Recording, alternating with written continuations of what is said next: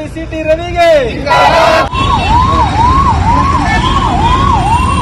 ಏನಿವತ್ತು ಪ್ರತಿಭಟನೆ ಮಾಡ್ತಾ ಇದ್ದು ಕಾಂಗ್ರೆಸ್ ನಮ್ಮ ಮನೆಯಿದು ಎಲ್ಲ ಶೋಷಿತರಿಗೆ ಏನೊಂದು ಶಕ್ತಿಯನ್ನು ಧ್ವನಿಯನ್ನು ಕೊಡ್ತಕ್ಕಂಥದ್ದು ಈ ದೇಶಕ್ಕೆ ಸ್ವತಂತ್ರ ಕೊಡ್ತಕ್ಕಂಥ ಪಕ್ಷ ಮತ್ತು ಎಲ್ಲರ ಪಕ್ಷ ಇದು.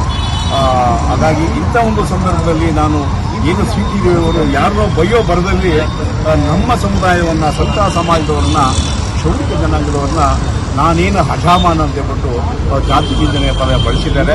ಇದು ಎಷ್ಟು ಮಟ್ಟಿಗೆ ಸರಿ, ಇದೇ ನನ್ನ ಸಂಸ್ಕಾರ ಅವ್ರ ತಂದೆ ತಾಯಿ ಹೇಳ್ಕೊಟ್ಟಿದ್ರು ಅಥವಾ ಅವ್ರ ಪಕ್ಷ ಹೇಳ್ಕೊಟ್ಟಿದ್ರು ಇದೇ ಸಂಸ್ಕಾರನ ಅಂತ ನಾನು ಪ್ರಶ್ನೆ ಮಾಡ್ತಾ ಇದ್ದೀನಿ. ಸಿಟಿಯವರೇ, ನಾವು ಎಲ್ರಿಗೂ ಬೇಕಾದಂಥವ್ರು, ಎಲ್ಲ ಧರ್ಮದವರಿಗೆ, ಎಲ್ಲ ವಯೋಮಾನದವರಿಗೆ ಬೇಕಾದಂಥವ್ರು. ಹಾಗಾಗಿ ನಿಮ್ಮ ಒಂದು ಏನು ಹುಟ್ಟಿದಾಗಲಿಂದ ಸಾಯೋ ತನಕ ನಿಮ್ಮ ಸೇವೆ ನಾವು ಮಾಡಬೇಕು.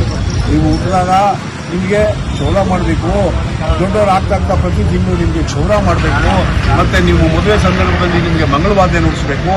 ಕೊನೆಗಾಲದಲ್ಲಿ ಏನು ನಾನು ಈಗ ಹೇಳೋದಲ್ಲ, ಹಾಗೆ ಕ್ಷೌರಿಕನಿಗೆ ನೀ ಹೇಳುವುದಾದರೆ ಹಜಾಮ, ಮುಂಜಾನೆದ್ದು ನೀವು ಮಾಡಿಕೊಳ್ಳುವುದಾದರೂ ಏನು ನಿಜಾಮ.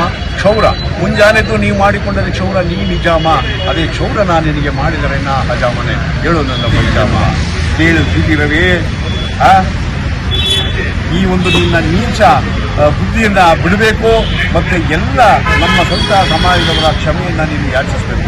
ಇಲ್ಲ ಅಂದರೆ ಇಡೀ ಕರ್ನಾಟಕ ರಾಜ್ಯದಂಥ ಎಲ್ಲ ಜಿಲ್ಲೆಗಳಲ್ಲಿ ಏನು ನಿನ್ನ ವಿರುದ್ಧ ನಾವು ಪ್ರತಿಭಟನೆ ಮಾಡಬೇಕಾಗುತ್ತೆ. ಪ್ರತಿಭಟನೆ ಅಂದರೆ ಘೋರವಾದ ಪ್ರತಿಭಟನೆ ಮಾಡ್ತೀವಿ.